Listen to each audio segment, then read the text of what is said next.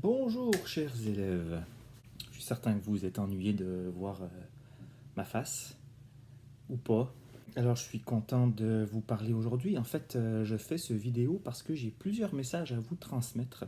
Euh, Aujourd'hui, ce ne sera pas une vidéo où j'ai de la nouvelle matière à vous donner, mais vraiment des consignes à vous donner pour comment organiser vos travaux de sciences, le moyen de vous entretenir dans vos connaissances scientifiques en attendant la réouverture de l'école, si réouverture il y a. Alors je suis désolé de ne pas avoir fait de vidéo plus tôt. J'étais vraiment très occupé, j'ai énormément de choses à faire.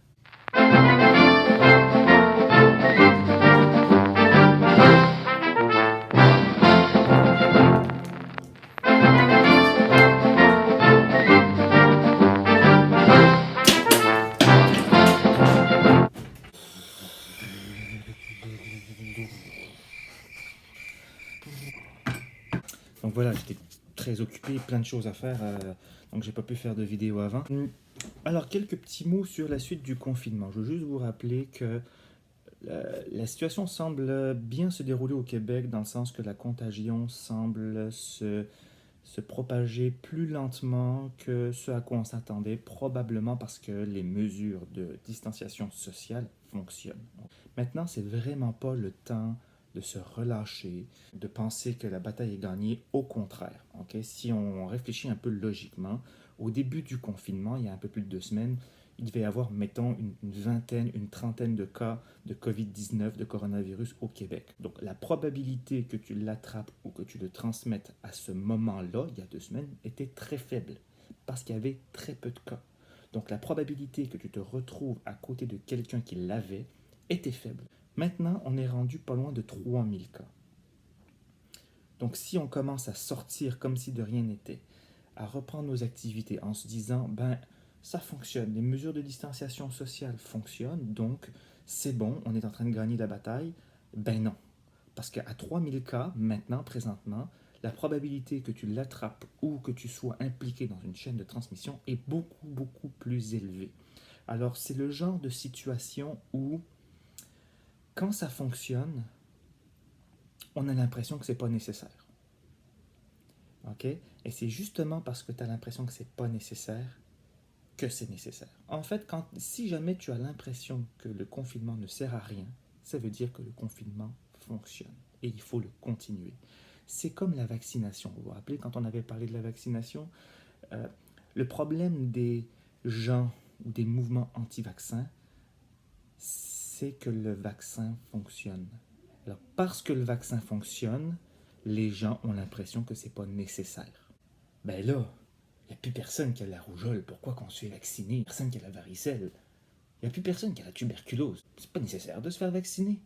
Peut-être parce qu'on se fait vacciner qu'il n'y a plus de rougeole, plus de tuberculose. Donc vois-tu, c'est le genre de situation où, quand le moyen fonctionne, si on ne réfléchit pas plus loin que le bout de notre nez, on a l'impression qu'il ne sert à rien. Alors que c'est complètement le contraire. J'espère t'avoir convaincu de respecter le confinement jusqu'à ce que le gouvernement nous donne d'autres consignes. En rapport maintenant avec ton cheminement scolaire, la consigne qu'on a reçue de la part de la direction, qui elle-même l'a reçue de la part de la commission scolaire, qui elle-même l'a reçue de la part du ministère de l'Éducation, l'arbre est dans ses feuilles, Marilon, Marilé, l'arbre est dans ses feuilles. Les consignes qu'on a reçues sont que on ne peut pas vous donner de nouvelles matières.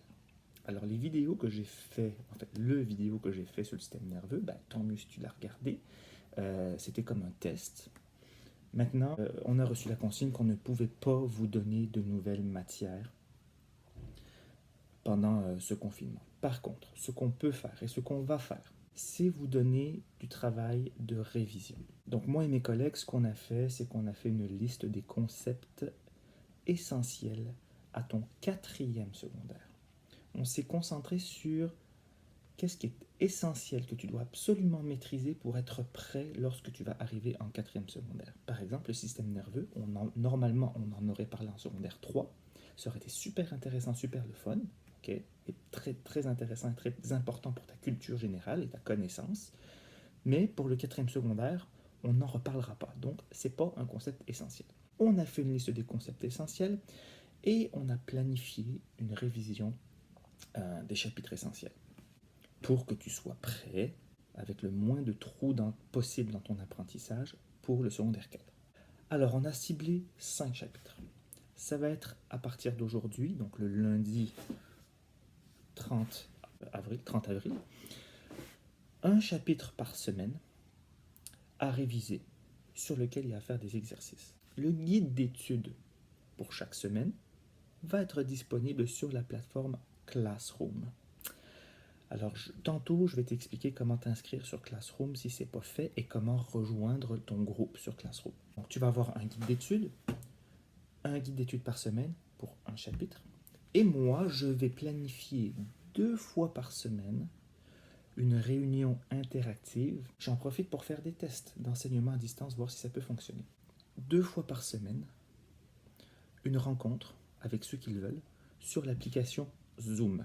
Alors l'application Zoom est une application de téléconférence que j'ai testée avec justement mes collègues et avec laquelle on peut accueillir au moins 100 personnes simultanées et ça fonctionne très bien. Alors les plages horaires pour les rencontres Zoom, ça va être un horaire fixe. Donc tous les mardis et tous les... Faut que je regarde mon horaire chargé.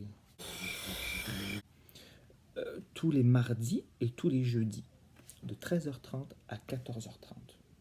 Tu te brancheras sur Zoom, tu te joindras à la conversation et moi je vais être là, disponible en live pour répondre à vos questions. Alors ce que tu as à faire aujourd'hui, t'inscrire sur le site de Chenelière pour avoir accès à la version numérique de ton cahier. Ça, j'ai déjà envoyé les codes. Si jamais ça ne fonctionne pas, ça veut probablement dire que tu as déjà un compte ouvert chez Chenelière et que tu ne peux pas en ouvrir un deuxième avec la même adresse courriel. Donc ça veut dire que tu as oublié ton mot de passe. Ce que tu peux faire, c'est récupérer ton mot de passe et à partir de là, tu entres sur ta session Chenelière, sur ton compte Chenelière que tu avais créé peut-être l'année dernière ou l'année d'avant, et tu ajoutes le cahier ADN au matériel que tu as déjà. Okay? Deuxièmement, il faut que tu t'inscrives sur Classroom. Comment tu fais pour t'inscrire sur Classroom? 1. Tu télécharges l'application Classroom. 2. Tu vas cliquer sur l'option Rejoindre un cours. On va te demander un code de groupe. Alors, je vais afficher les codes de groupe à l'instant.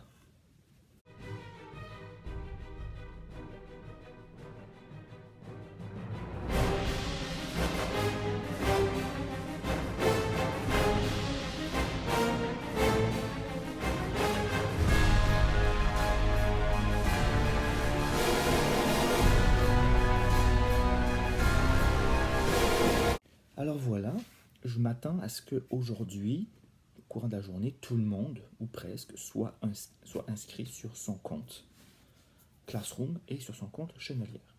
Alors si je résume, tu t'inscris sur Chenelière. 2. Tu t'inscris sur Classroom et tu rejoins ton groupe. En passant, le groupe 01, c'est le groupe qui commence par Floriane. Salut Floriane. Qui finit par William Truchon. Salut Will. Le groupe numéro 2, 02, c'est le groupe qui commence par Nicolas Arsenault, Yo Nick, et qui termine par... Je sais plus. Je pense que c'est Olivier Tanguay. Yo Oli. Le groupe 38, c'est le groupe qui commence par Serena Bouchard. Salut Serena. Et qui finit avec Julien Turgeon. Yo, Juju. Le groupe 39, c'est le groupe qui commence par... Monsieur qui encore? Thomas Blouin. Yo, Tom. Qui finit par Leila Zakawit. Désolé Leila si j'ai mal prononcé ton nom. Alors voilà ce que vous avez à faire. J'espère vous rencontrer bientôt sur Zoom. Ah oui, petite affaire en rapport avec Zoom. Si vous avez des questions, posez-les à l'avance. Donc, mettons que tu veux participer à la rencontre Zoom de jeudi.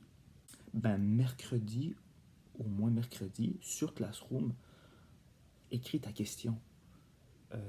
Numéro 6 de telle page, numéro 4 de telle page, j'ai pas compris. Comme ça, je vais pouvoir le préparer à l'avance, puis je vais pouvoir répondre aux questions qui vont toucher le plus de monde possible en même temps. Alors sur ce, je vous souhaite un bon confinement. Restez curieux, variez vos activités, passez pas tout le temps sur vos écrans, sortez dehors, faites du sport, faites de la broderie, lisez, amusez-vous et on se voit bientôt.